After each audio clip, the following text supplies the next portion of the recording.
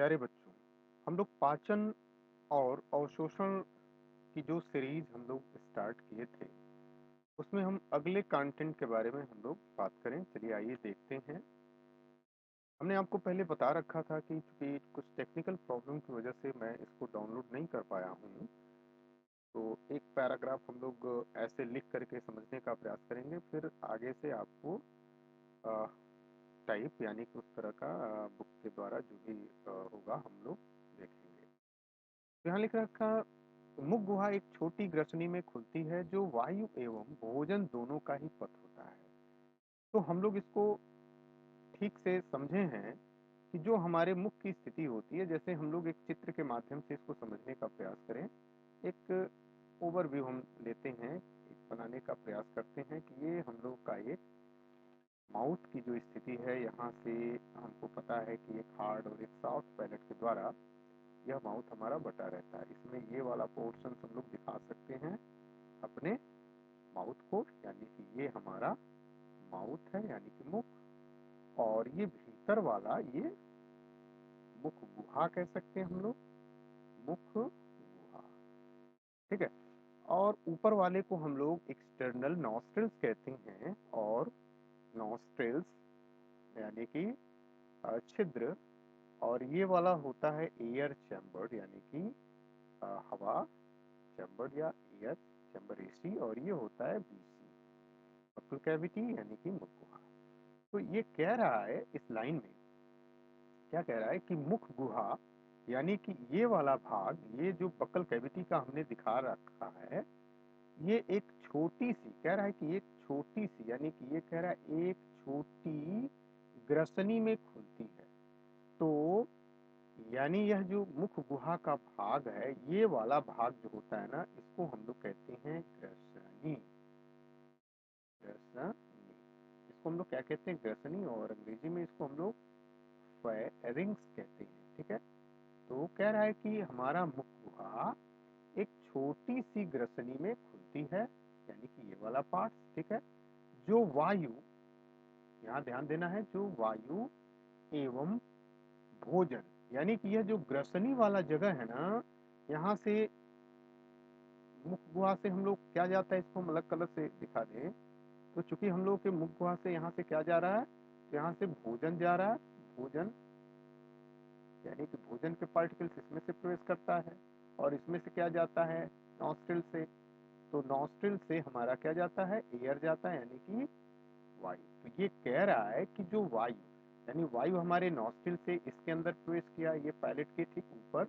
हमने आपको दिखाया था कि अपना मुख खोलिए और अंगुली की सहायता से मुंह में अंगुली दीजिए, मुंह गुहा में, और ऊपर की तरफ आप ऐसे करेंगे तो एक पैलेट दिखाई देगा, और वह पैलेट ही डिवाइड करता है बीसी को और एसी को। ठीक है। ये हम लोग ऑलरेडी इसको पढ़ चुके हैं। तो यहाँ पे कह रहा है कि यहाँ से इस चैम्बर से वायु प्रवेश किया, यहाँ पे मान लीजिए वायु आ गया, और यहाँ से भोजन के कण ये प्रवेश किया।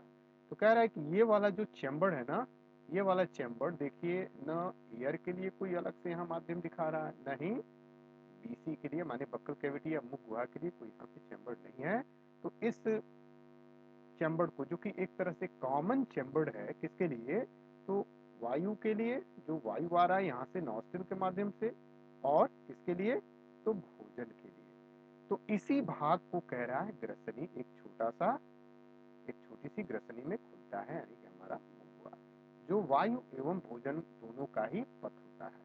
तो हमने देखा, क्या देखा कि जो भोजन यहाँ प्रवेश कर रहा है उसके लिए, और वायु जो प्रवेश कर रहा है उसके लिए, यानी कि दोनों का ये मिलन एक स्थान है जहाँ उसका डिवाइडेशन वाला कोई पार्ट्स यहाँ पे मौजूद नहीं है। तो हम लोग कह सकते हैं जो ग्रसनी होती है ना, यह एक प्रकार से कॉमन चैम्बर होती है। कॉमन चैम्बर, हम लोग चैम्बर लिख सकते हैं। चैम्बर किसके लिए होती है? तो फॉर फूड एंड एयर, यानी कि भोजन और एयर के लिए। ठीक है। अब आगे लिख रखा है कि उपास्थि में घाटी ढक्कन भोजन को निगलते समय श्वास नली में प्रवेश करने से रोकती है।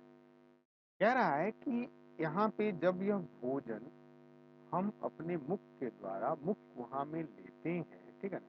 तो यहाँ पे पहली बात तो हम लोग यह समझ लें कि यह घाटी द्वार है कहाँ। तो इसको समझने के लिए देखिए ध्यान से, अब हम लोग क्या करने वाले हैं, यहाँ से डिवाइड हो जाती है फेरिंग्स के ठीक नीचे से दो पाइप होंगी, एक ये वाली पाइप दिख रही है और एक ये वाली, और यह एक पाइप ऐसे बनती है और यहाँ पे एक पाइप ऐसे बन जाती है, ठीक है। तो जो बाहर वाला पाइप ये हमने दिखाया है, यानी कि हम लोग के ये वाला पोर्शन, ये जो मैं इमेज में आप देख सकते हो, ये वाला पोर्शन कहलाता है इसके लिए विंड पाइप के लिए, यानी कि यह हवा के द्वार, यानी हवा को यह प्रवेश लेता है, तो हम लोग इसको हवा द्वार कह सकते हैं या विंड पाइप कह सकते हैं। विंड पाइप, विंड पाइप या हवा द्वार कहेंगे, ठीक है। और ये वाला जो पार्ट्स होता है ना, ये वाला जो पार्ट जो हम दिखा रहे हैं यहाँ पे, ये वाला होता है आपका फूड पाइप कह सकते हैं, यानी कि भोजन का पाइप, यानी कि फूड पाइप। तो इस तरह हम लोग देख रहे हैं कि फेरिंग्स के ठीक नीचे, फेरिंग्स जो कि एक कॉमन चैम्बर हो रहा है किसके लिए, तो भोजन के लिए और एयर के लिए, ठीक है। अब वहां से भोजन और एयर चूंकि एक साथ तो प्रवेश करेगा नहीं, तो यदि हम भोजन की क्रिया करते हैं उस समय हमारा ये श्वसन क्रिया, यानी कि नॉस्ट्रिल द्वारा जो हम लोग एयर लेते हैं उस समय वो बंद रहती है, ठीक है। तो अक्सर हम इसको देखते हैं या समझ सकते हैं कि जब हम लोग भोजन करते हैं तो श्वसन क्रिया उस समय बंद हो जाती है, ठीक है। तो यहाँ पे कह रहा है कि उपास्थि में ढक्कन, यानी कि जो यह पाइप होती है हमारी फूड पाइप, ठीक है, यह फूड पाइप में आना होता है इस भोजन के पार्ट्स को, यानी कि ऐसे होकर के इसके अंदर इसको गिरना होता है।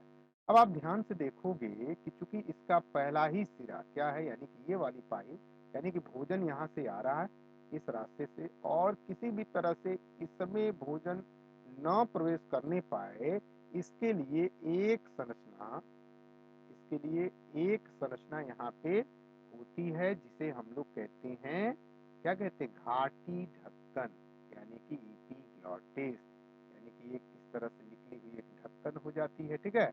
और होता क्या है, जैसे ये हमारा विंड पाइप है, विंड पाइप के ऊपर इस तरह की एक ढक्कन हो जाती है, जैसे ही भोजन भोजन हमारे मुख गुहा से आगे बढ़ता है, इस इपीग्लॉटिस के ऊपर जाता है, जिससे वह पाइप, यानी कि हवा वाले पाइप को क्या कर देता है, बंद कर देता है, और भोजन आगे खिसक जाता है, और खिसक के कहाँ आ जाता है, तो अपने फूड पाइप वाले में, माने यहाँ पे आ जाता है और इसमें प्रवेश करने के लिए स्वतंत्र हो जाता है।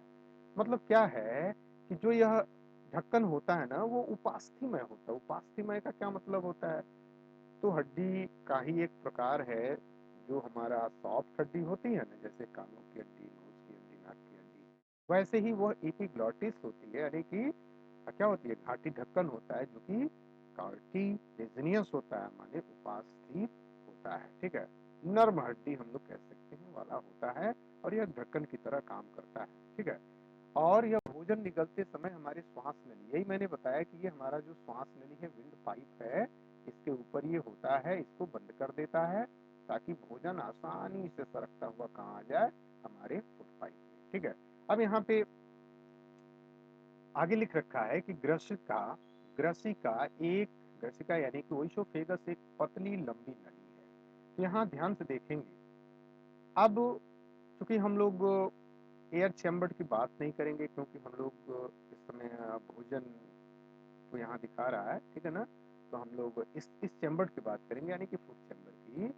तो यहाँ पे लिख रखा है कि यह ग्रसिका एक पतली लंबी नली होती है, ठीक है। तो अब ग्रसिका कहाँ है, तो इसको देखने के लिए ये वाली जो लंबी नली है, जो फूड पाइप वाली है, ये हमारे सीधा, यानी कि इस तरह हम लोग देख सकते हैं अपने संरचना में, ऐसे होती हुई एक संरचना निकली हुई है, ठीक है ना। ध्यान रहे, ये भूल के भी मत करिएगा, ऊपर वाली जो संरचना है वो हमारी क्या है, विंड पाइप है, और विंड पाइप के नीचे एक दूसरी पाइप होती है, वो फूड पाइप होती है, यानी कि बाहर वाली जो संरचना होती है वो विंड पाइप की होती है, और उसके ठीक पीछे वाली संरचना होती है फूड पाइप। तो वही फूड पाइप क्या कहलाती है आगे जाकर के, यह ओइसोफेगस या ग्रसिका कहलाती है, ठीक है। तो ये वाली जो पाइप है ये वाली, इसको हम लोग कहेंगे ग्रसिका, जो एक भोजन को के लिए एक रास्ता प्रदान करती है। ठीक है, तो यहाँ लिख रखा है एक पतली लंबी नली है जो गर्दन यानी कि यही गर्दन, वक्ष यानी कि ये वाला पोर्शन वक्ष एवं मध्य पट यानी कि बीच बीच से होते हुए कहाँ तक जाती है, पश्च भाग में, पश्च भाग यानी पीछे के साइड। ठीक है, एक जे आकार के थैली नुमा आमाशय में खुलती है। चलिए इसको हम लोग और भी ठीक ढंग से चित्र में समझ लें।